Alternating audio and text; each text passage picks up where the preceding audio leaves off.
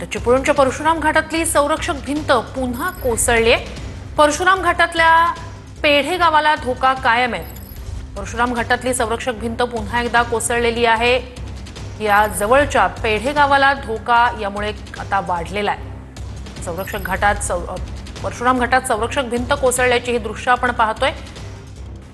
2 दिवसापूर्वी सुद्धा या ठिकाणी संरक्षक भिंत कोसळलेली होती आणि आता पुन्हा एकदा परशुराम घाटात संरक्षक भिंत कोसळलेली आहे। त्यामुळे जवळच्या पेढे गावाला धोका वाढलेला आहे। हे दृश्य आपण परशुराम घाटातले पाहतोय। अधिक जाणून घेऊया आपले प्रतिनिधी कृष्णकांत साळगावकर यांच्याकडून। कृष्णकांत, आता तुम्ही त्याच ठिकाणी असाल तर नेमकी परिस्थिती काय आहे, काय नेमक्या उपाययोजना केल्या जात आहेत? आपण पाहू शकतोय की माझ्या पाठीमागे हा जो दिसणारा सगळा भाग आहे हा परशुराम घाटाचा आहे आणि इथं मोठ्या प्रमाणामध्ये संरक्षक भिंत कोसळण्याच्या घटना वाढत आहेत। सुरुवातीला 2-3 दिवसापासून ह्या घटना चालू होत्या, मात्र आता संरक्षक भिंत मोठ्या प्रमाणात कोसळायला सुरुवात झालेली आहे। सर्वात मोठा धोका इथं पेढे गावाला आहे, कारण आपण ह्या घाटाची रचना पाहू शकताय। मुंबई गोवा महामार्ग आहे हा ह्या घाटाच्या पायथ्यातून गेलेला आहे।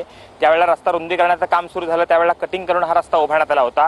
त्याला संरक्षक भिंत देखील उभारण्यात आली होती आणि ही संरक्षक भिंत कोसळलेली आहे। आपण पाहू शकता आता की या ठिकाणी एक लेन जी आहे घाटातली ही बंद करण्यात आलेली आहे। काम या ठिकाणी करायचं झालं तर पाऊस मोठ्या प्रमाणामध्ये आहे आणि सर्वात मोठा धोका इथं असणाऱ्या सगळ्या वाहून जाणाऱ्या मातीचा इथल्या गावाला निर्माण झालेला आहे। त्यामुळे प्रशासनाने नेमकं काय करावं हा त्याच्यासमोर एक आव्हानाचा प्रश्न निर्माण झालेला आहे। कारण सगळाच घाट हा जर खाली आला तर तो थांबवायचा कसा, सगळी माती जर खाली आली तर ती थांबवायची कशी, असा सगळा प्रश्न आहे। हा इथं गंभीर प्रश्न निर्माण झालेला आहे आणि यामुळे इथली परिस्थिती जी आहे ही धोकादायक आहे। सिमेंट काँक्रीटचा जो रोड आहे, हायवे आहे, त्याच्या खालची देखील माती जी आहे ही सुद्धा घसरायला आता सुरुवात झाली होती। नक्कीच अपडेट्स घेत राहणार आहोतच। तूर्तास धन्यवाद तुम्ही दिलेल्या संपूर्ण माहितीसाठी।